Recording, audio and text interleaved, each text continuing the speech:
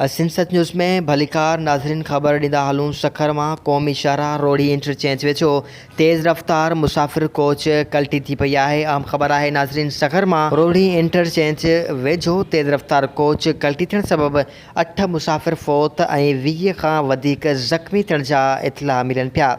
ज़ख़्मी ने फ़ौत थियण खे पुलिस ऐं रेस्क्यू तोड़े इलाइक़े वासी कढण जूं कोशिशूं जारी आहिनि। वधीक तफ़सीलात लाइ असां सां टेलीफोन लाइन ते मौजूदु आहे ताज मोहम्मद महर। जी ताज मोहम्मद महर, छा तफ़सीलात आहिनि?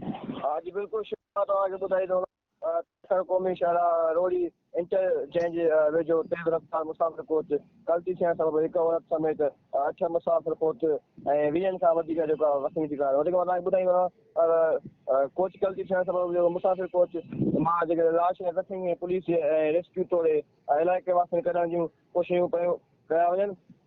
जी ताज मोहम्मद महर, तव्हांजी वॾी महिरबानी। ॿुधाए पियो वञे त मुसाफ़िर कोच 20 फुट वारे खॾे में कल्टी सबबि किरी पई। कल्टी थियल मुसाफ़िर कोच पंजाब खां कराची वञी रही। जॾहिं त पुलिस जो इहो पिणु चवणु आहे त मुसाफ़िर कोच हादसे में फ़ौतियुनि जो अंगु वधी सघे थो।